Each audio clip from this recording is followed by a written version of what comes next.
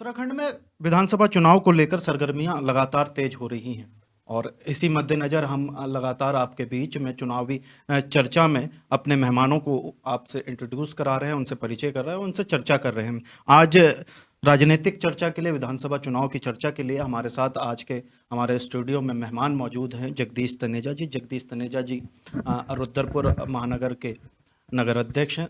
अध्यक्ष जी, सबसे पहले बहुत बहुत स्वागत है।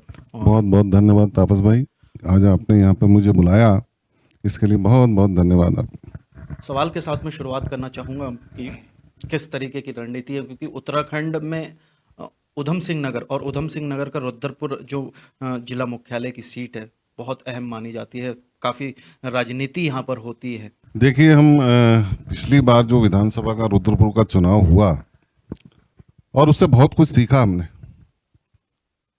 परिस्थितियाँ सीखी कि कैसे हम चुनाव हारे, उसमें सारा मंथन हुआ, पूरी पार्टी ने करा और उसके बाद लगातार विपक्ष की भूमिका हम सारे लोग यहाँ पर कांग्रेस के लोगों ने निभाई है। चाहे वो महंगाई को लेके हो, चाहे वो नजूल नीति को लेके हो, चाहे पिछले दिनों जो आपदा आई उसको लेके हो, चाहे बिजली का मामला रहा हो, चाहे सफाई व्यवस्था रही हो, चाहे निगम का हो। तो पूरे कांग्रेस के लोगों ने एक रणनीति बनाई कि पूरे 5 साल जो इनकी कमियां हैं उसको हम जनता के बीच में लेके जाएंगे और जनता की आवाज़ को उठाने का काम कांग्रेस करेगी। और उसका परिणाम देखिए, अभी से विपक्षी पार्टी बहुत हताशा और निराशा जनक आपके सामने है कि जो यहाँ के विधायक कहते हैं कि हम लोकप्रिय हैं और मैंने इतना काम करा, आज उनको अपनी टिकट के लाले पड़े हुए हैं। बहुत सारे लोग उनकी टिकट वहाँ पर लोग मांग रहे हैं। चलिए, उस पर हम नहीं जाते। और आप देखिए कि अब उनकी पिछले दिनों यहाँ पर एक कांड हुआ, तो मैं ये सारी चीज़ें जो देख रही हैं तो ये एक हताशा और निराशा की निशानी है। और इस बार जनता ने जो मन बनाया है वो कांग्रेस को लाने का बनाया है। और आप देखिएगा, बहुत सारे वोटों से कांग्रेस यहाँ पर जीतेगी और कांग्रेस की सरकार उत्तराखंड में हरीश रावत जी के नेतृत्व बनेगी और रुद्रपुर का विधायक कांग्रेस का होगा। अपने सरकार बनने की बात की, अगर पिछले कुछ चुनावों की बात की जाए, चाहे वो बेहड़ जी का चुनाव रहा हो, विधायकी चुनाव रहा हो, सांसदी का चुनाव रहा हो या फिर मेयर का चुनाव रहा हो, अधिकतर चुनाव में, चाहे वो और इससे भी नीचे अगर चले जाएं तो छोटे चुनावों में भी कांग्रेस के लिए परिणाम अच्छे नहीं रहे हैं। ऐसे में किस तरीके की तैयारी, क्या वो मूल मंत्र होंगे जिसको लेकर आप जनता के बीच जाएंगे? देखिए, जो पिछला चुनाव मेयर का हुआ और मेयर से पहले यहाँ पे संसद का चुनाव हुआ, तो मोदी जी स्वयं आए थे यहाँ पर और यहाँ मैदान पे आके बहुत सारे एक वायदों की झड़ी लेके गए थे और इतना कुछ कह गया कि बहुत हुई महंगाई। आज महंगाई आप देखिए कहाँ खड़ी। अच्छे दिनों की बात कह गए तो आप देखिए कौन से दिन अच्छे आ गए। अच्छे दिनों में आप देखिए पेट्रोल डीजल कहाँ पहुँच गया। लोग सरसों के तेल को देखने के लिए तरस रहे हैं। दालें कहाँ पहुँच गई, आटा कहाँ पहुँच गया। एक हमारे जो गरीब भाई हैं, देखिए आप, जो व्यापार करते हैं बाजार में, और सिलेंडर कमर्शियल 2000 रुपए का है आज। अब उसको कैसे वो लोग काम करेंगे और कैसे अपनी रोजी रोटी चलाएंगे, उस पर संकट लाके मोदी सरकार ने खड़ा कर। नए साल हुआ तो मोदी जी ने सब लोगों को यहाँ पे एक तोहफा दिया कि जितने खाने पीने की वस्तु उस पर GST 10% बढ़ा दी। तो सारी चीजें महंगाई की तरफ जा रही। आपका वायदा फेल है। आपने कहा डबल इंजन की सरकार बनाओ, आपका दूसरा इंजन यहाँ पे धुआं दे गया। 3 मुख्यमंत्री आपने बदल डाले। आप एक स्वयं ही, आपकी पार्टी आपने मुख्यमंत्री पर विश्वास नहीं कर पा रही कि आपने काम किया है। अरे, जब आपकी पार्टी का विश्वास नहीं है, आप ही 3 मुख्यमंत्री बदल रहे हैं, तो जनता को क्या संदेश दे रहे हैं? स्वयं एक्सेप्ट कर रहे हैं ना कि हमने काम नहीं किया, इसीलिए मुख्यमंत्री बदले। तो आप जनता बैठी है, जनता जनार्दन के बीच में कांग्रेस जा रही है और जनता मन बनाए बैठी है। देखिएगा इस बार क्या रिजल्ट आता है। अब वो 60 पार कहते हैं, मुझे तो नहीं लगता कि वो 6 पार हो जाए। जो उनके कृत्य हैं, पिछले दिनों यहाँ आपदा आई, मुख्यमंत्री लगातार यहाँ की विधानसभा में आसपास घूमते रहे। एक बार आपदा पीड़ित लोगों से मिलकर उनके दुख दर्द को उन्होंने सुनने का काम नहीं किया, उनके आंसू पोंछने का काम उन्होंने नहीं किया। और हमारे पूर्व मुख्यमंत्री को लीजिए, हरीश रावत जी देहरादून से यहाँ पे चल के 3 बार लोगों के बीच में गए और यहाँ के अधिकारियों से बात करके उनको मुआवजा दिलाने की बात हरीश रावत जी ने की। तो ये दर्द होता है सुनने का। गरीब जनता की बात को कहने का कांग्रेस हमेशा गरीब लोगों के साथ रही है और आगे भी गरीब जनता की लड़ाई लड़ेगी। और पिछले दिनों भी हम लड़ाई लड़ते हैं और पीछे भी हमने गरीब लोगों के लिए काम किया। हरीश रावत जी ने यहाँ योजना चालू करी थी गरीब जो हमारे किराए पे रह रहे हैं उनके लिए कि 1500 रुपए में हम उनको मकान देने जा रहे थे। लेकिन जैसे ही सरकार बदली, इनको लगा कि हरीश रावत का नाम हम लेके अगर उनकी योजना को आगे बढ़ाएंगे तो हरीश रावत का नाम होगा। इन्होंने गरीब लोगों की नहीं सोची। चलिए कोई बात नहीं, मुख्यमंत्री हरीश रावत जी ने चालू करी, आप अपना बोर्ड लगाते, गरीबों को तो सुविधा देते, लेकिन गरीबों की कोई लेना देना नहीं है। ये सिर्फ अपनी माला हाथ डलवाने का काम, अपना बोर्ड लगाने का काम करते हैं। वोट लगाने का काम करते हैं। आपने कई मुद्दे कहे कि हरीश रावत के हैं, कई मुद्दे उन्होंने जनता के लिए, लेकिन जो एक विपक्ष की भूमिका थी उस विपक्ष की भूमिका में कहीं ना कहीं आपके पास अगर एक फिल्मी डायलॉग की तरफ कहा जाए, क्योंकि मेरे को एक अमिताभ बच्चन का एक फिल्मी डायलॉग याद आ रहा है कि मेरे पास पैसा है, गाड़ी है और ये, तो भाजपा के पास मोदी है, भाजपा के पास राष्ट्रवाद है, भाजपा के पास राम है, भाजपा के पास कई ऐसे मुद्दे हैं जिससे वो जनता को लुभाने के बाद कांग्रेस के पास ऐसा क्या टैग रहेगा? क्योंकि कमजोर विपक्ष के रूप में आप लगातार, चाहे केंद्र की बात कर ले, राज्य की बात कर ले या रुद्रपुर की बात कर ले, एक कमजोर विपक्ष के रूप में। देखिए, सबके पास सब कुछ है, हमारे पास जनता जनार्दन है जिनका आशीर्वाद इस बार हमें मिलेगा। चूंकि आप विपक्ष कमजोर की बात कर रहे हैं तो मैं तो लगातार रुद्रपुर की बात करूंगा। चाहे रुद्रपुर की सड़कों का मामला हो, हम धरने पे बैठे तो विधायक जी को याद आ गया कि सड़कें बननी है, तो उसके बाद पीडब्ल्यूडी जाके अपनी सरकार के खिलाफ बैठ गए। तो ये नोटंकी करने का काम भाजपा का। हम जनता के दिलों में बैठते हैं, जनता के काम करने की बात करते हैं। ऐसा नहीं कि हम हार गए तो हम घर बैठ गए। पिछली दिन जनता ने हमें नकारा और जनता ने यहाँ पे भाजपा के विधायक को बनाया, लेकिन जनता का जो निर्णय होता है वो हमने स्वीकार किया। उसके बाद भी हम जनता की अदालत में लगातार जनता के साथ खड़े हैं। आप राष्ट्रवाद की बात कह रहे हो, राष्ट्रवाद सबके लिए, पहले राष्ट्र है तो उसके बाद पार्टी है। अगर हिंदुस्तान आगे बढ़ेगा तो हम बढ़ेंगे, वो किसी का पर्टिकुलर राष्ट्रवाद किसी का अलग से नहीं है, सबके लिए एक ही है। और आप कहें कि राम है, राम हमारे भी आराध्य है। हम जब सुबह उठते हैं सबसे पहले जितना जिसके घर पे, कहने का मतलब राम है तो राम का फायदा जितना कांग्रेस नहीं ले पाती, नहीं, उसका देखिए, राम नाम का फायदा भाजपा ज्यादा लेती है। देखिए, हमारा वो काम नहीं है कि हम अपने आराध्य का नाम लेकर बाजार में जाएं और उनके नाम पे वोट मांगे। कांग्रेस ने हमेशा सबको लेके चलने का काम किया और जो हमारे आराध्य हैं, जो हमारी देवी देवता हैं, उनको पूजने का, उनको उठ के हमें नमस्कार करने का, मंदिर जाने का काम सब लोग करते हैं। कोई अकेला ऐसा नहीं कि अगर मैंने गले में भगवा वो नहीं डाला तो मैं हिंदू नहीं हूं। ये अलग बात है कि उसको दर्शाता कौन है और उसको मन से मनन कौन करता है। आप देखिए, राम जी हमारे जब अवतरित हुए, उन्होंने अपना एक उदाहरण पेश किया। इतना बड़े आप भगवान होने के बाद विष्णु जी के अवतरित हुए, उन्होंने अपना एक उदाहरण दिया कि किसी से जात पात हर चीज से अलग हटना चाहिए। बिल्ली के झूठे बेर किन्होंने खाए? एक पिता की आज्ञा मान के 14 साल क्यों गए? एक भाई उनके साथ क्यों गया? ये एक उदाहरण है हमारे सामने। उन उदाहरणों को ग्रहण करने की जरूरत है, ना कि बाजार में उसको प्रदर्शित करने की जरूरत है और उसके नाम पर वोट मांगने की जरूरत है। हाँ, अगर चलिए ये आपके टैग हैं, लेकिन कहीं ना कहीं चाहे वो आपके मनभेद हो या मतभेद हो, चाहे प्रदेश लेवल पे कह लीजिए, केंद्र लेवल पे कह लीजिए, या आप रुद्रपुर नगर निगम के, मनभेद और कार्यकर्ता नाराज बहुत हैं। लगातार कार्यकर्ता कहते हैं कि हमें वो सम्मान नहीं मिल पा रहा है कांग्रेस से। कार्यकर्ताओं को मनाने का काम और इन मनभेद को, मनमुटाव को कैसे खत्म करेगी कांग्रेस? देखिए, जब परिवार होता है, और कांग्रेस तो एक बहुत बड़ा परिवार है, हमारे घर में 4 लोग 5 लोग होते हैं तो भी उनमें थोड़ी थोड़ी बातें होती, तो ऐसा नहीं कि परिवार टूट जाता है। लोकतंत्र है हमारी पार्टी में, अपनी बात कहने का अधिकार सबको है। अब देखिए, हमारे लोकतंत्र के नाते आज हमारे यहाँ से कई लोगों ने टिकट मांगा, तो हमारे कार्यकर्ताओं में उत्साह है। अब उत्साह है इसीलिए वो टिकट भी मांग रहे हैं, और उत्साह है इसलिए अपनी बात भी कह रहे हैं। उत्साह है वो अपनी हमारी कमी को भी गिना रहे हैं कि हमें चुनाव जीतना है, यहाँ हमारी कमी, इसको दूर किया जाए। हाँ, तो ये कोई मनभेद नहीं है। आपने प्रत्याशी पार्टी के प्लेटफॉर्म पे बोलना बहुत अच्छी बात है। सड़क पे हमारे प्रत्याशी नहीं बोलते, जैसे पिछले दिनों जब आपके विपक्षी पार्टी का श्रेय लेने के लिए मक्खी गुड़ ये सारी बात करते हैं, हमारे यहाँ ऐसा कुछ नहीं करता। आपने प्रत्याशियों की बात की, अगला सवाल प्रत्याशियों के ऊपर है। और आपने प्रत्याशियों की बात की, लगातार कई प्रत्याशी यहाँ पर, लगभग 9 प्रत्याशियों ने यहाँ पर आवेदन कर रखा है, लेकिन अभी तक चाहे वो कांग्रेस हाईकमान हो या प्रदेश की टीम हो, अब टिकट फाइनल करने में सक्षम नहीं हो पाई है। कहीं ना कहीं अगर एक का टिकट फाइनल होता है तो बाकी में मतभेद होगा। उस मनभेद से निपटने के लिए क्या रणनीति कांग्रेस की रहेगी?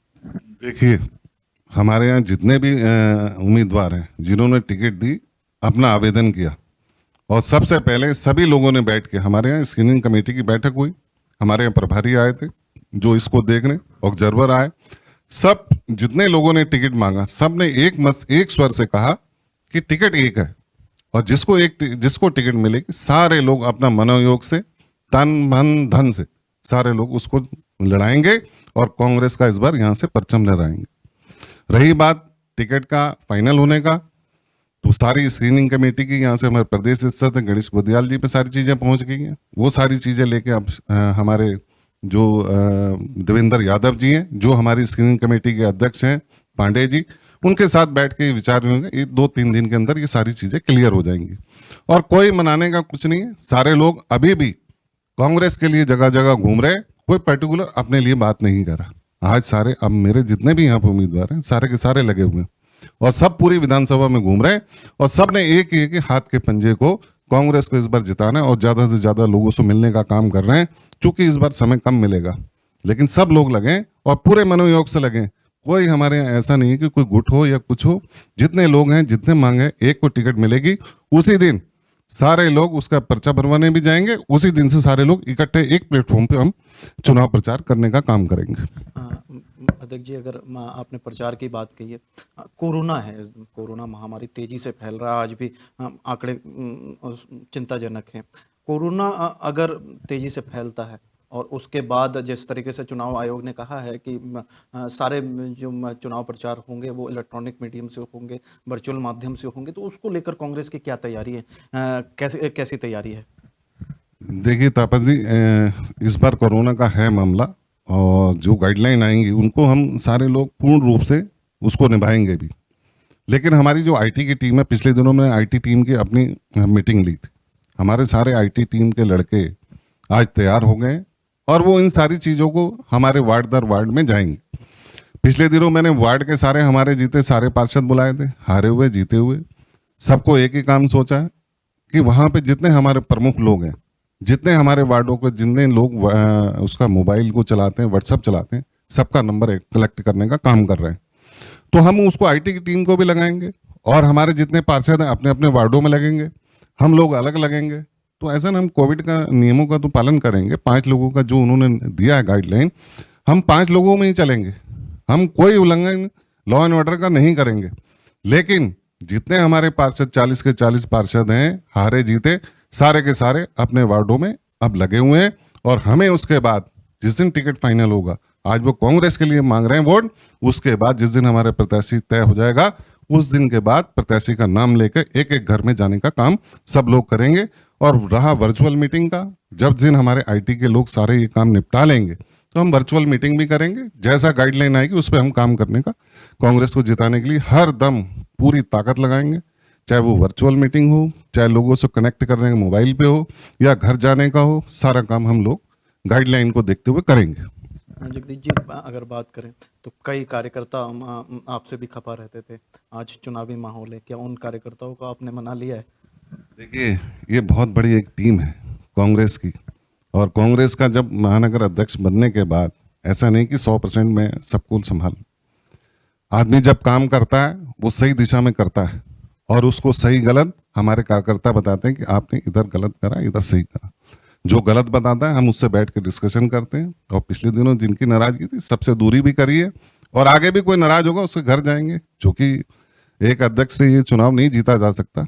सब लोगों को, जितना हमारा कांग्रेस का परिवार है, सबको अपनी अपनी आहुति देकर और यहाँ से अपना विधायक बनाने का काम सब लोगों की आहुति से ही होगा। लेकिन हार का ठिकाना तो अध्यक्ष पे ही फूटता है। उसको लेकर, क्योंकि विधानसभा चुनाव है, नगर अध्यक्ष की क्या जिम्मेदारी होगी, क्या तैयारी आपकी है? अंतिम सवाल, और इसके बाद हम ये चर्चा यहीं पर समाप्त करेंगे। आपकी क्या तैयारी रहेगी? क्या विधानसभा चुनाव में इस बार आपकी भूमिका रहेगी? देखिए, इस बार समय भी हमें कम मिला है और आगे भी अभी घोषणा होने में मेरे ख्याल उसको 20 या 25 दिन शेष मिलेंगे।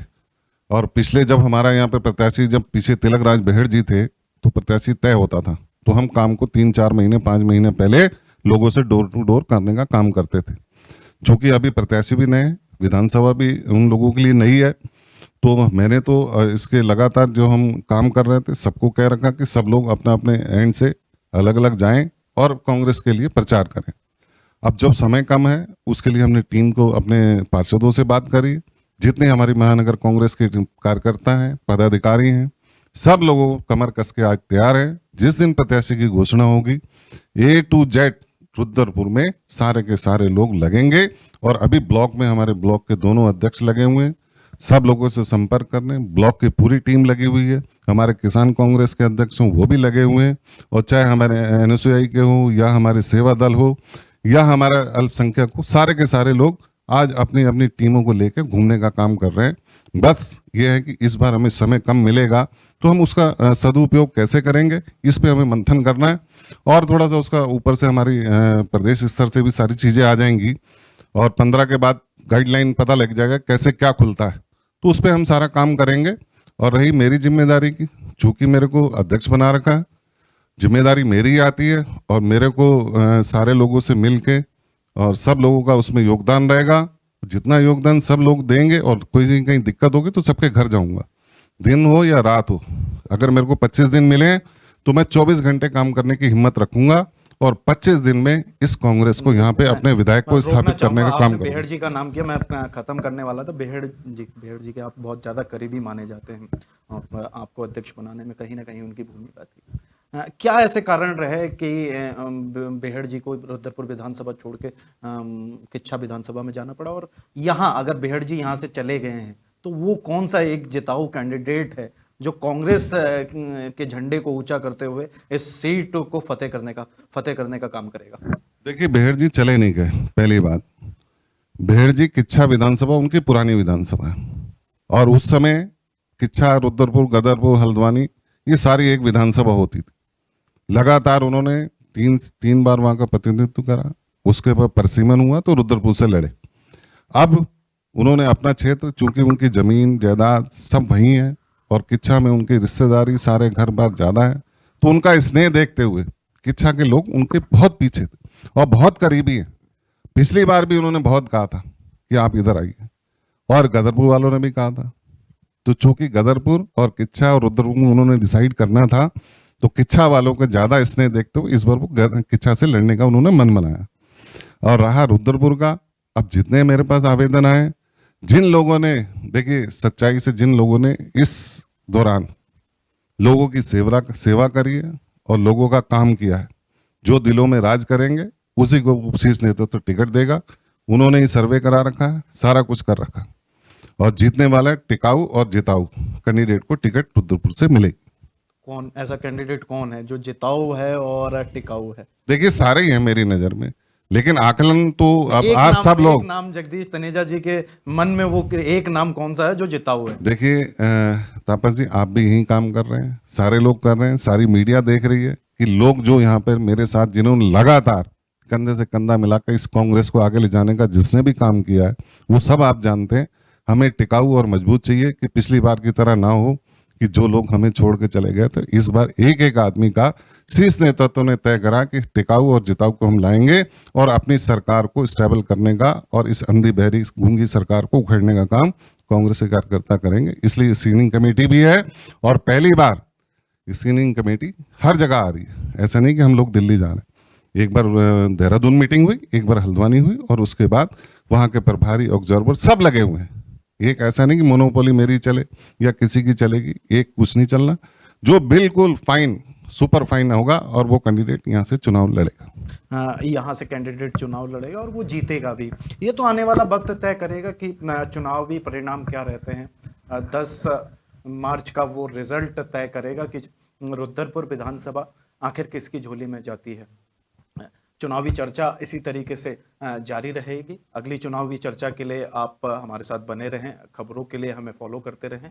और धन्यवाद, शुक्रिया और बहुत बहुत धन्यवाद आप इस चर्चा के लिए। जगदीश तनेजा जी, आप हमसे जुड़े। उत्तराखंड की हर छोटी बड़ी खबर के लिए चैनल को सब्सक्राइब करें और बेल आइकन दबाना ना भूलें।